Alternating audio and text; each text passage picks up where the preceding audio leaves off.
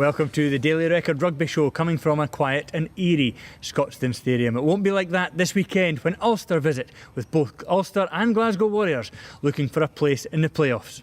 Glasgow standoff Duncan Weir has played in a number of big games for the club and Scotland, but he sees this as being one of the most appetising in his career so far. It's huge. I mean, having the ownership of holding that second place to make sure we get a home semi-final, and it's great that Scotstoun's sold out so early as well, that the guys know we want to be back here playing in a sold out Scotstoun again in front of 10,000 fans. It's a massive achievement to do that, and we obviously know the success of the last home semi-final, that when we beat Munster here, and the celebrations and with the fans and the guys that weren't playing running on, and it was a really happy place to be, and boys will have that in the back of their minds, that that's what they're going out to play for, although we have to go and win the game, but that's ultimately our end goal.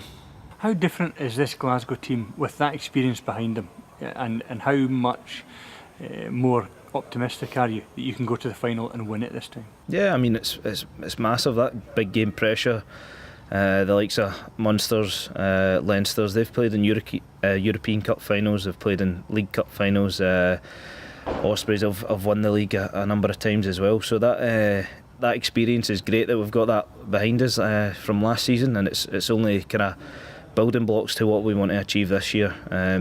Getting to the final and losing was a huge disappointment. The fans coming over and 3,000 fans or whatever that came from Glasgow was amazing, and we definitely felt what they were bringing over in Dublin that sunny evening. So it's a huge incentive for the club to get that home semi, and we want to be playing here in a packed out Scotstoun.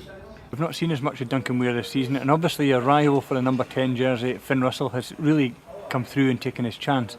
You've had an arm injury, which it took a bit of dealing with, quite a serious injury. Where are you now, and what are your hopes of being able to get that 10 jersey back? Yeah, for me it's not putting too much pressure on myself. I know Finn's had a good season, so you're not going to nick the jersey back off him after one good performance. It's going to take time. Finn's in a good role, and it's great to have that competition there. I mean, we're both young guys, and I've probably had a few more kind of seasons behind me as a pro, so maybe the learning's there edging towards me, that I've had that kind of learning over a longer period of time. But Finn stepped up great. He's played through the Scotland jersey in the autumn test, and also come the Six Nations, which would be great for his learning and that big occasion, dealing with those pressures as well. So it's great to have that competition there. I know I've had it for a number of years with Rudy as well, so I'm not shy to the competition, and so no, it is a huge goal,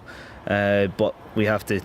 I can only personally deal with what's up in front of me just now, and that's hopefully getting the victory over Ulster come Saturday afternoon, then pushing on to the semi and the final, and that's my short-term goal. But I know everybody in the matchday squad that's Scottish wants to represent their country in that World Cup. Having it 2 games in Newcastle, as close to Scotland as it can, it's going to be a huge achievement to pull on the blue jersey in those days.